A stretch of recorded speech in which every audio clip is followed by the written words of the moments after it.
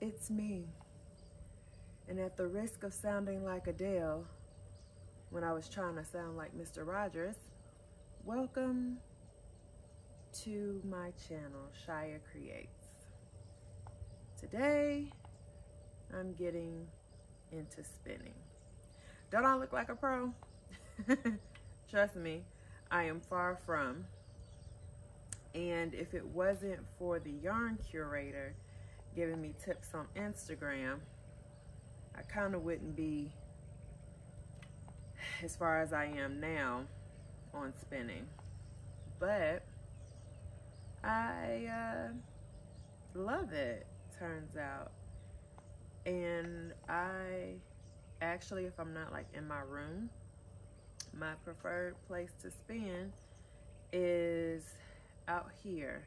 Actually, it's kind of further out on the pavement that you can't see because I don't want to put my spinning wheel in the grass, you know. But I enjoy it. I kind of prefer the slower or the bigger whirls just because I like to take my time and find my little groove. But it's so nice. And if you catch it like today on a nice Sunday weekend morning, it's super soothing. And I don't know what kind of draft or prep I would call this. We'll just say semi. It's kind of what works for me. But I am spinning on the Lindrum single treadle. And why do I have the single treadle? Number one reason, when I was finally ready to pull the trigger, the double treadle was sold out. And turns out, hold on, my yarn kind of snapped. Okay. Turns out that those complete sets that you look at when you're getting your Lindrum, I don't know if anybody has mentioned it, it is not a deal at all. You're just buying them all at one time instead of separately. And kind of how I know, if I knew that, I wouldn't have got the faster whirl. Not to say that I don't need it, but right now, the way I am spinning, I don't need it at this moment, so I could have waited, but it's no big deal at all. And I am currently spinning Cheviot wool. And if you see a random dog in the background, that is, I don't know, Andy, Amos, whatever, one of my random dogs that don't go away, that don't, you know, live here. They just appear. Now, back to the spinning.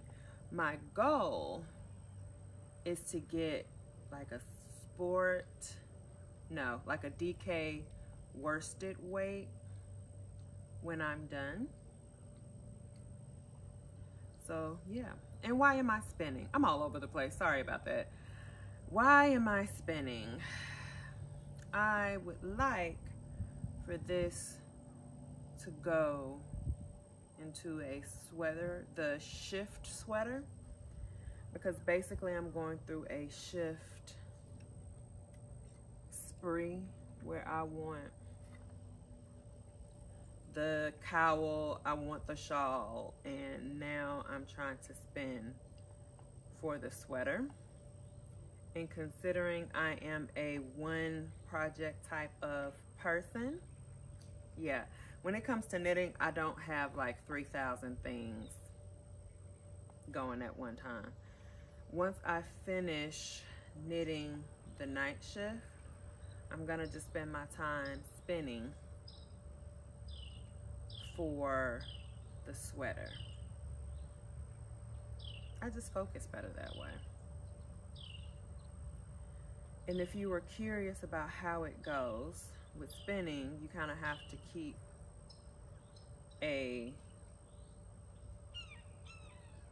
what's a nice way? A nice tempo with your foot. You have to keep that in mind while drafting your yarn. And I'm still working on consistency because I still have some chunks that I'm not able to like pull and draft at a nice thickness or width all the way through. But yeah, I enjoy this. And the yarn, or the roving, not yarn, the roving that I got is from Into the World. That's actually where I've been getting all of my roving from. I just like their color schemes, and their customer service is real cool. And not sponsored. I don't have that many subscribers, so I really genuinely like it. And yeah, look them up if you're into it.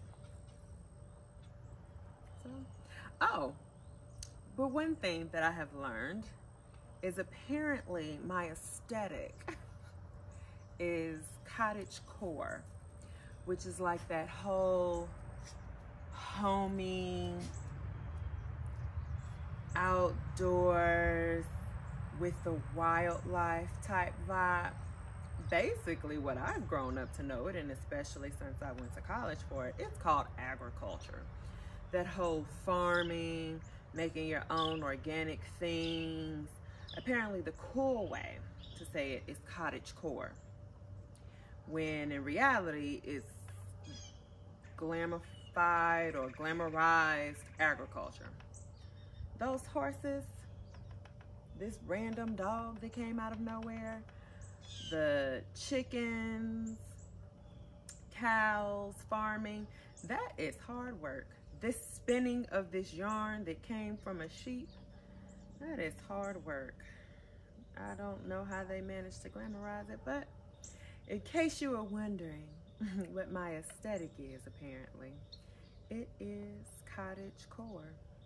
Cottage core and spinning.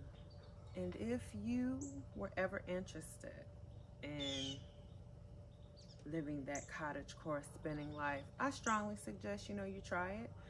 It was advised to me, yeah, now I'm back on spinning, right? It was advised to me that, hey, go out and just try a friend's spinning wheel and see if they like it. You can see I live in the middle of nowhere. Me finding a spinning wheel dealership, let alone a person that spins yarn, it's gonna be kind of hard, That's not something, and even with me being in this open space, that's not just something you come around easily. So after months and months of researching, I just decided to take the leap and get this. And when I say I went all over the spectrum, I went from the Kiwi to the Lindrum DT to, you know what, just go big or go home and get the matchless, to random ones that were made of like particle wood, and I didn't like that. If I'm gonna spend the coin, I might as well get something that was, built solid enough, or solid wood, to the e-spinners, which kind of really thinking still about the e-spinner. But when I first got this wheel, day one, I was so excited. I was in my knit night and I had a whole apparently unboxing moment, and I was so excited.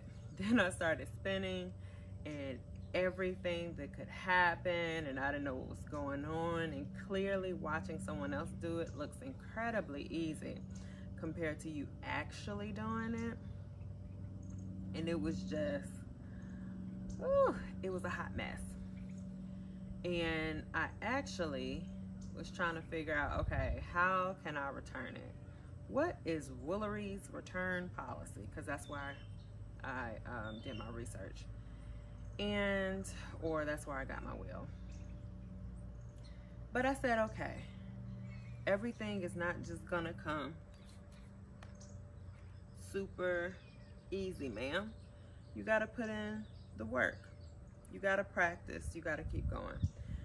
So I looked at videos again because I am very much self-taught. And I had some books on spinning, so I revisited those. And I came up with a different approach. And then day 2 was a whole lot better. And I have been spinning happily ever since. And as you see, if you break your yarn, you just attach it and spin it on in there. Now, let's talk about my future endeavors with the spinning. I hope if there's ever at least controllability for the word I want to use to this corona situation, and if there's a SSK for 2021, I definitely want to go or try to get a ticket or a spot or whatever to go to SSK. I want to go to staff for 2021, but that's for more yarn situations than spinning. What else do I want to do spinning wise, or places that I want to go for spinning? I think that's about it. When it comes to spinning and going to retreats and stuff, I am very cautious because I don't want to have a bad experience. So I like to do research on retreats before I go to them. So SSK is the only one that I know is like more spinning with some knitting that I really wouldn't mind doing. And is there another? I swear it's another one that I was thinking about. But that's about it for right now. I hope you enjoyed my random chat while I spin. And I guess in the comments below for engagement, if anyone even cares about that. Do you spin? Are you hoping or planning to do any retreats for 2021, assuming things aren't utter complete trash?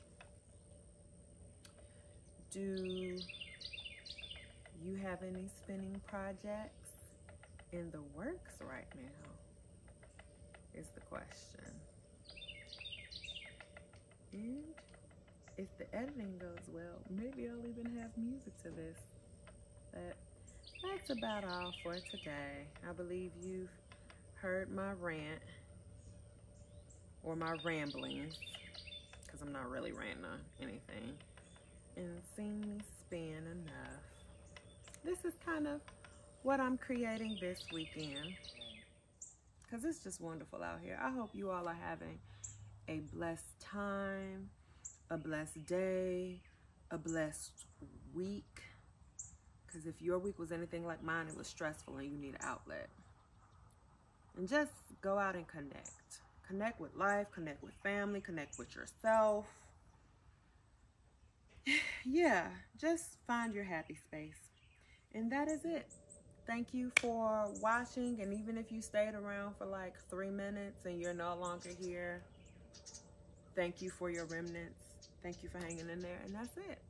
All right. Bye.